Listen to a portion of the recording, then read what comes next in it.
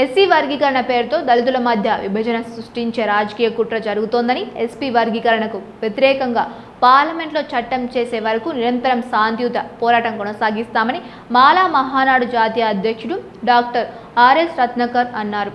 Siddipet press క్లబ్లో ఏర్పాటు చేసిన మీడియా సమావేశంలో వారు మాట్లాడుతూ ఎస్సీ వర్గీకరణకు బీజం కాంగ్రెస్ ప్రభుత్వాల హయాంలో పడిందని, ప్రస్తుతం కేంద్రంలోనూ బీజేపీ ప్రభుత్వం దేశవ్యాప్తంగా అమలు చేసే దిశగా ముందుకు వెళ్తోందని విమర్శించారు.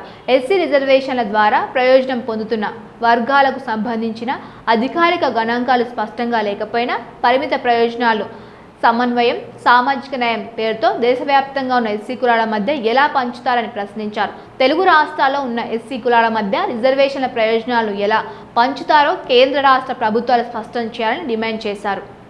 మరి సిద్దిపేట మీడియా మిత్రులందరికీ స్వాగతం, welcome. Here is a little bit of introduction about myself. I am Dr. Ratnakar, MBBS Gold Medalist, LLB, MBA, MA Journalism, National President for Rockset Malmahanadu. Previously, ఈ మాల మహానాడు ఉద్యమం అనేది it was only confine to the Telugu states of AP and Telangana. గతంలో ఈ Mala Mahanadu SC sub categorization issue అనేది కేవలం తెలుగు రాష్ట్రాల వరకే ఉండేది. మోడీ గారు వచ్చిన తర్వాత he did it for the entire nation. ఇది దేశం మొత్తం అయింది కాబట్టి when I go to the other parts of India, nobody knows what Mal Mahanad is. That is the reason why it was rechristened as ROCKS. దేశంలో మిగతా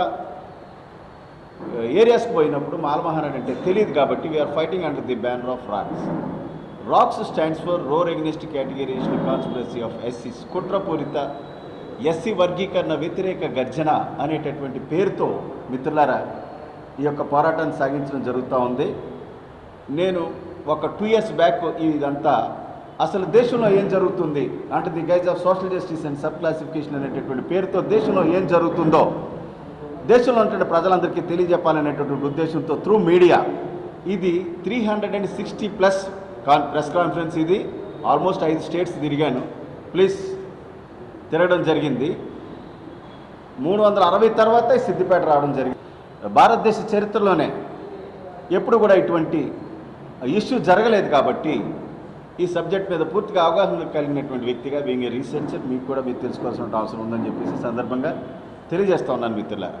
yes, but తెలంగాణలో ఉన్న మాల బంధువులారా మిత్రులారా, అలాగే ఆంధ్రాలో ఉన్న మాల బంధువులారా మిత్రులారా, దేశవ్యాప్తంగా ఎస్సీ వర్గీకరణను వ్యతిరేకించేటటువంటి దళిత సోదరులారా, ఎస్సీ వర్గీకరణ పేరుతో అన్ని రాజకీయ పార్టీలు తెలుగు రాష్ట్రాల్లో మాల సామాజిక వర్గాన్ని టార్గెట్ చేసి